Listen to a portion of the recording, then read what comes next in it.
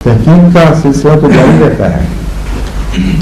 یہ میں آپ سے گزارش کروں گا کہ تقویٰ کے ساتھ تحقیق کریں، کیونکہ میں کامل یقین رکھتا ہوں 100%، اور ہر آدمی یقین رکھتا ہے، میں اتنی قربانی نہیں دے سکتا کہ جس نے دعویٰ کیا تھا قادیان میں کہ میں ملک خدا نے امام مہدی اور مسیح بنا کے بھیجا ہے، وہ جھوٹا نہیں تھا. کوئی جھوٹوں والی علامتیں نہیں ہیں جو ان میں ظاہر ہوئی ہیں، کوئی جھوٹوں والی علامتیں نہیں ہیں جو ان کے ماننے والوں میں ظاہر ہوئی. ایک جھوٹا اگر جھوٹ بولتا ہے تو کسی مقصد کے لیے بولتا ہے، اور اس کا مقصد پاک نہیں ہو سکتا. کبھی کسی جھوٹے میں نمازی نہیں پیدا کیے ہوں گے، کبھی کسی جھوٹے میں قرآن کی خدمت کرنے والے پیدا نہیں کیے ہوں گے، کبھی کسی جھوٹے میں نیک اخلاق والے لوگ نہیں پیدا کیے ہوں گے، کبھی کسی جھوٹے میں بدیانتوں کو نسبتاً دیانتدار نہیں بنایا ہوگا، بدخلقوں کو نسبتاً بااخلاق نہیں بنایا ہوگا، کبھی کسی جھوٹے نے دنیا میں خدا کے نام پر مالی قربانی کرنے والے پیدا نہیں کیے. یہ ساری ایک اجتماعی شکل ہے. اس لیے اگر وہ پیغام آپ کے نزدیک درست نہ بھی ہو، آپ زیادہ سے زیادہ یہ کہہ سکتے ہیں کہ غلط فہمی ہو.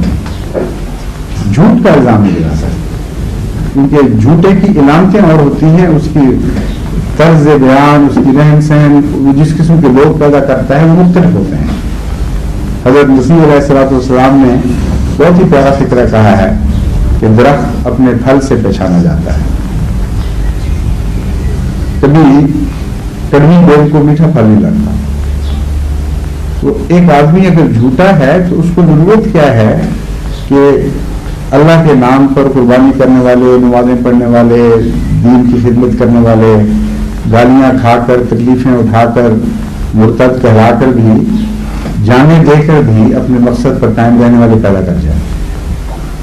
اس لیے جو بھی لوگ نسبتاً متقی ہوتے ہیں وہ یہ فیصلہ کرتے ہیں کہ اگر ہمیں سمجھ نہیں آ رہی ان کے عقائد کی تو ہو سکتا غلط ہوں لیکن جھوٹے نہیں.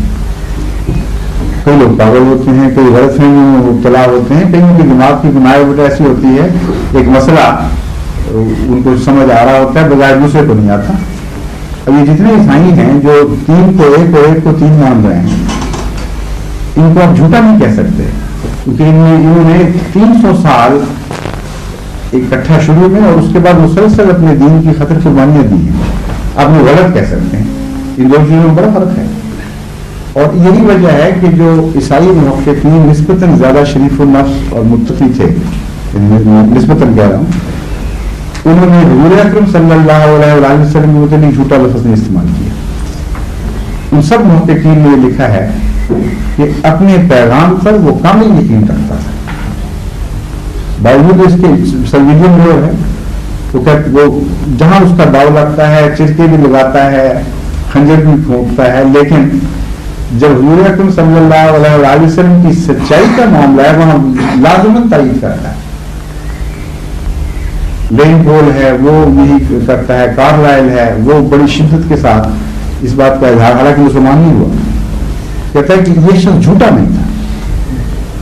اسی لیے جو پہلی ہماری صدی کے آغاز کے مسلمان مفکرین اور چوٹی کے بزرگ تھے، انہوں نے حضرت مسیح علیہ السلام کے متعلق نئے نئے ہی الفاظ استعمال کیے.